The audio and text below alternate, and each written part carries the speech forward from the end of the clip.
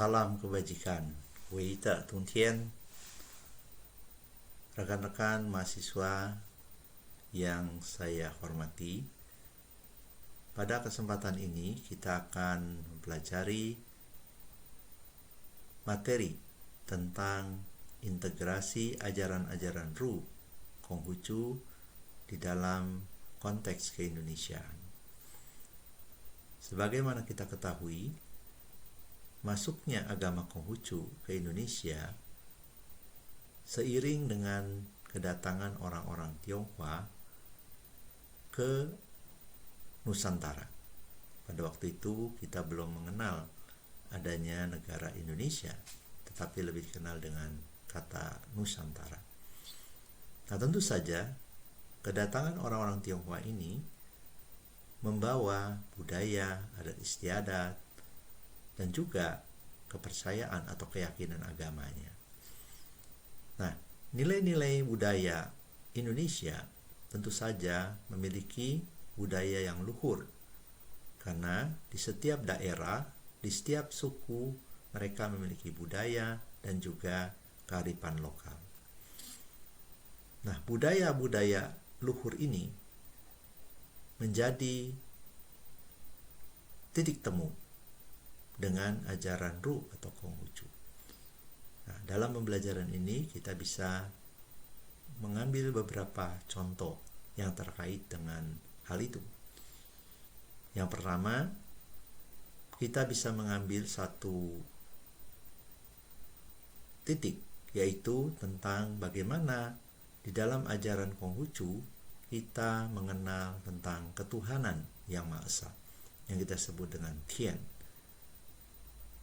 Tentu saja hal ini sangat relevan dengan sila pertama di dalam Pancasila, yaitu ketuhanan yang Maha Esa.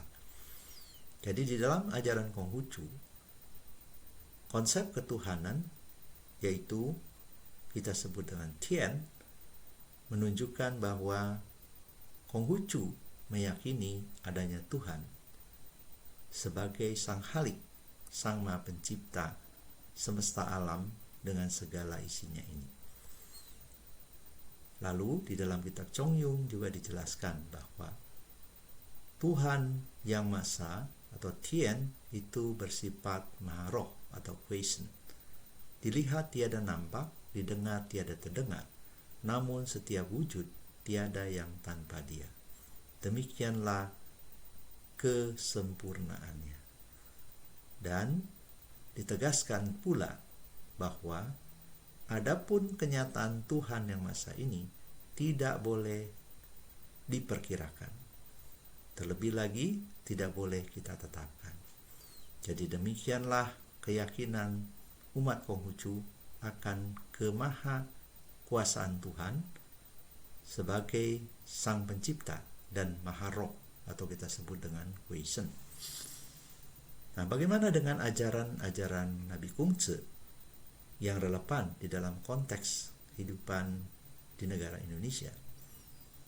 Misalnya, ajaran tentang hidup bergotong royong. Ini juga banyak diajarkan di dalam ajaran-ajaran Konghucu.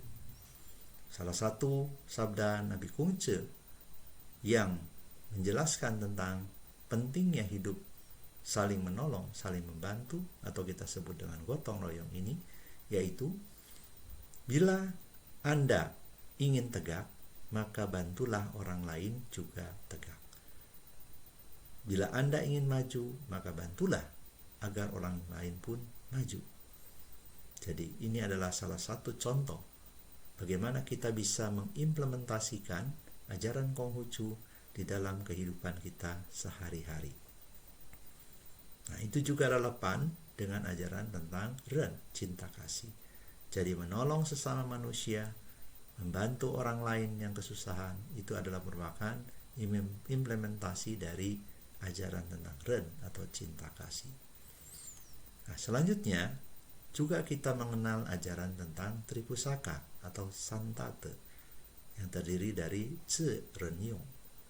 Ce artinya bijaksana, Ren cinta kasih, dan Yong adalah keberanian.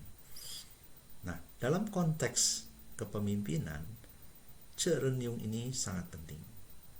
Bagaimana sosok seorang pemimpin yang bertindak bijaksana dan selalu menimbang sebelum mengambil keputusan. Dia memikirkan dampak dari keputusan yang diambil ini seperti apa. Kemudian dia juga harus mempertimbangkan tentang kemanusiaan, yaitu dengan ren tadi. Selanjutnya harus ada keberanian.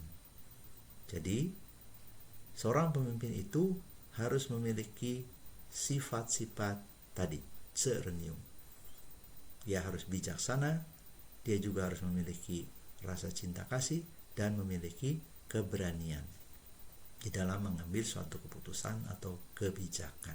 Sepanjang kebijakan yang dilakukan itu juga untuk atau demi kepentingan orang banyak.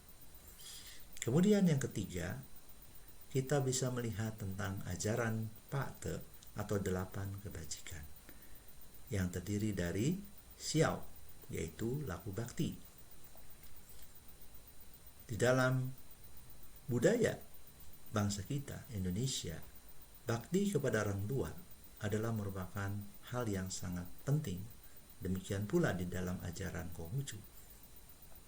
Kemudian yang kedua, yaitu Ti, sikap hormat kepada orang yang lebih tua atau rendah hati.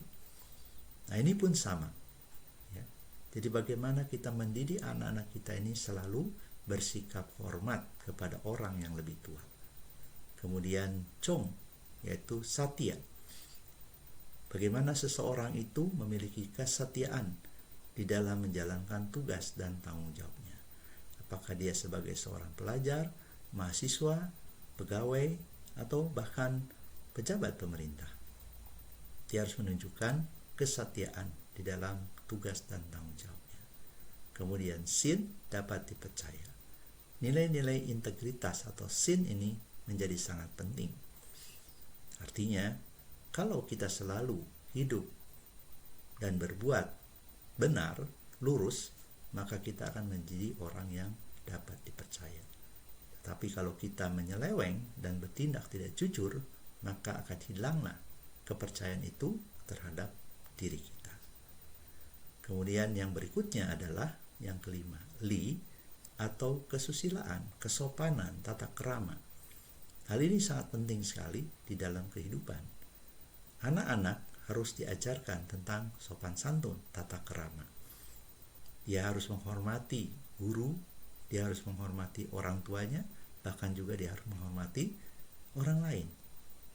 Jadi nilai-nilai kesopanan ini atau tata krama ini menjadi sangat penting. Dengan membiasakan diri menerapkan Li di dalam kehidupan ini, selanjutnya ketika kita berada dalam lingkungan masyarakat, kita terjun di dunia luar, kita akan menjadi seorang yang taat akan peraturan dan tidak akan melakukan pelanggaran, termasuk disiplin, misalnya di jalan raya, mematuhi peraturan-peraturan yang sudah ditentukan oleh pemerintah atau lingkungan sekitar. Berikutnya adalah I, yaitu kebenaran, kewajiban, dan keadilan. Nilai-nilai kebenaran juga harus dilaksanakan dengan sebaik-baiknya. Kita tidak akan melakukan perbuatan-perbuatan yang melanggar garis kebenaran. Contohnya, tindakan korupsi, itu adalah merupakan salah satu contoh yang melanggar kebenaran.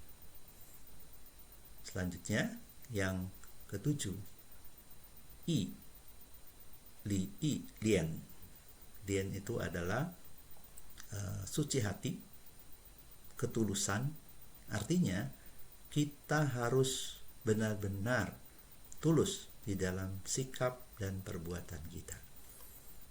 Kita tidak berpikir hal-hal yang di luar nalar atau di luar kebenaran tadi.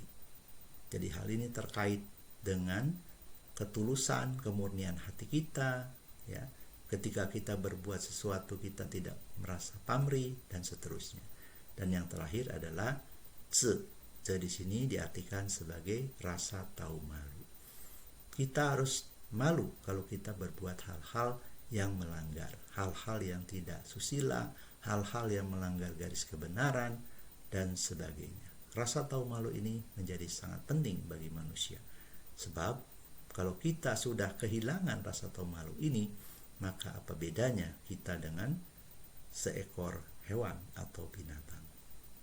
Demikianlah pembelajaran kita pada hari ini.